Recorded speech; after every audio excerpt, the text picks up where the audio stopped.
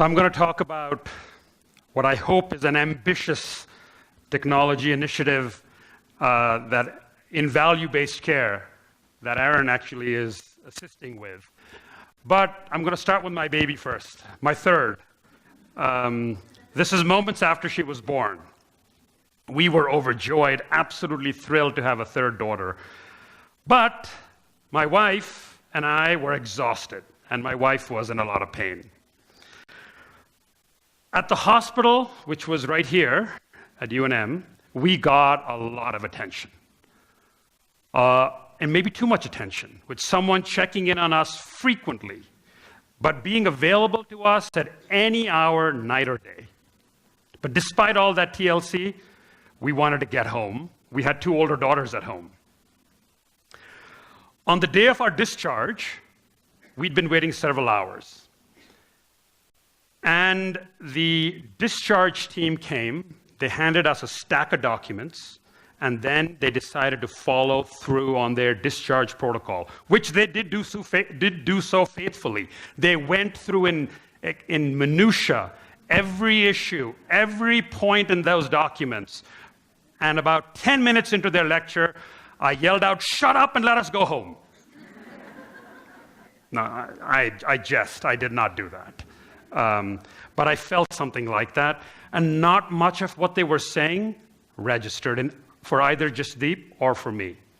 And by the way, data shows that in more comfortable situations than ours, patients forget the vast majority of what they're told. So we got home. We got home, and it was quiet, and unnerving quiet. After all that attention at the hospital, there was no one. Not a phone call, not even a text message. And a few hours after we'd been home, late into the night, we did indeed need some help. For some inexplicable reason, inexplicable to us, not to probably some of the docs here, every time Jasdeep would nurse Bahal, our baby, she would start cramping. And the pain was so awful that she would have to stop.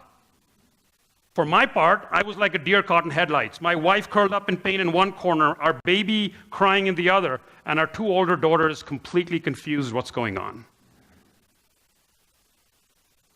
In healthcare, whether it's pregnancy, or it's surgery, or it's illness, there is a similar pattern of communication, evaluation, education that is needed to get a patient to a better place.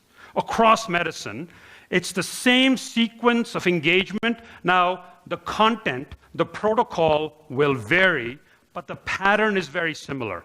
I've spent a career in healthcare technology and artificial intelligence, and while AI may aspire and will do some great things, the low-hanging fruit are these kinds of patterns of engagement.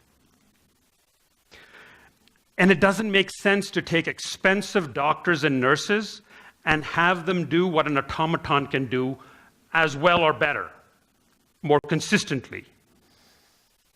So the other thing, of course, that you should know is that our doctors and nurses today are overwhelmed with patient volume and all the administrative chores that go along with it. I was talking to a physician right here earlier, and I was saying, do you like documenting in Cerner or in Epic? It's a nightmare for them. And so they just don't have the time to communicate with patients after the patient has left their environment, whether it's the clinic or the hospital, which is going to be critical for the value-based care that you heard Aaron talk about. The evidence shows that communication is the single biggest factor in influencing outcomes, such as reducing a readmission. A recent study from Utah explored what value meant to physicians and what it means to patients. For physicians, improving clinical outcomes was paramount. But for patients, my health improves ranked slightly below the staff are friendly and helpful. And so the question is, can technology give back some time, relieve some burden, give back some cognitive space to care teams to allow them to be more friendly and helpful? And unequivocally, the answer is yes. And you can deliver better outcomes. So consider this.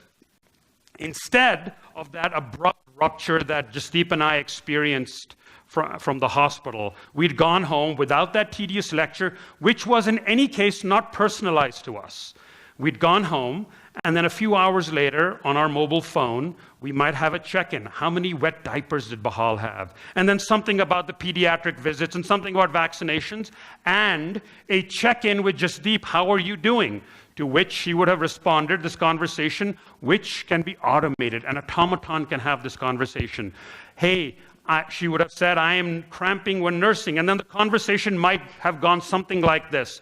Well, sorry you're in this discomfort. It's not unusual for mothers the second or third time to feel this kind of pain. Essentially, when you nurse, you release a hormone, oxytocin. The uterus is a muscle, and when oxytocin causes the muscle to contract, and that's painful, but this pain is actually good for you. It's your body healing itself. Would you like some meds? And knowing my wife, who delivered 2 of our children without epidurals, she would have said no.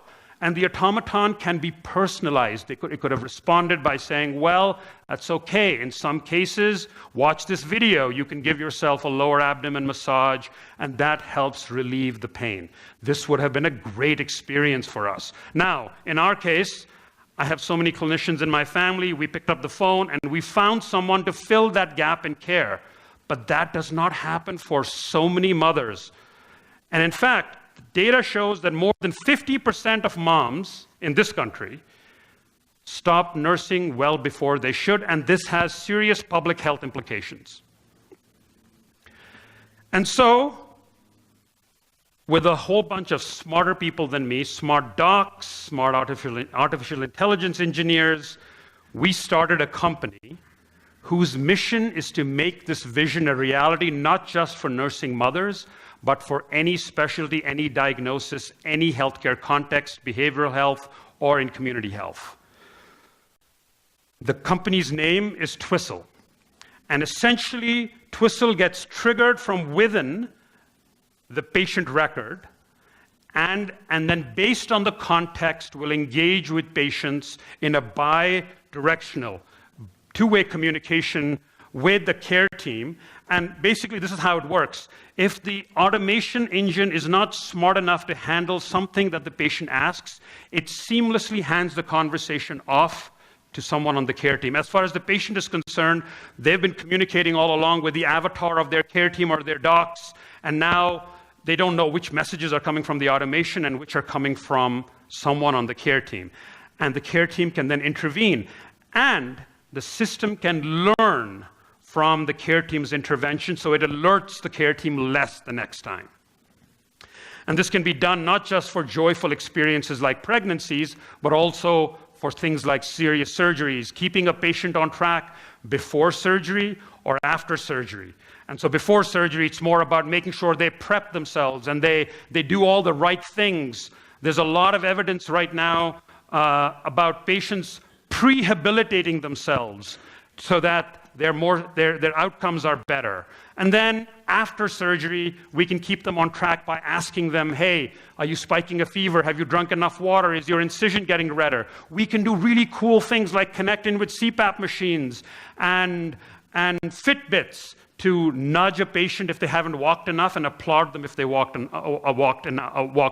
as much as they should have. So the possibilities are endless. Technologies such as like this have delivered great results. We are sending patients home quicker, but more importantly, we're keeping them out of the hospital. And, of course, we're relieving care teams off of routine conversations. I met an anesthesiologist who said, if I have to talk to a patient about the pros and cons of an epidural, I'm going to shoot myself. Right? Why do you need someone at that level to talk about an epidural? We can do that, right? And so costs are down, and patients love being connected with their care teams. So one of the things that's going to happen as populations continue to increase, you're going to hear a term over and over again, some folks in this audience probably are aware of it, population health management. You're going to have to engage entire populations, and technologies like this are going to be important for soliciting the patient, for involving the patient in their own care. No longer can healthcare be paternalistic. It'll have to involve the patient in their own care. And so our aspiration at Twistle is to do this, to be part of this story, and be a force multiplier for care teams all over the world. And in fact, even in parts of the world where there may be no care teams, we are playing a role. We hope to be starting an HIV project very soon, because even in the poorest parts of the world, patients increasingly have access, maybe not to an iPhone, but to a flip phone. And so we can engage with a mother before and after her pregnancy and to resolve lactation issues, which will have implications, public health implications elsewhere, and hopefully we will have more healthy girls like mine is today, 15 months later. Thank you.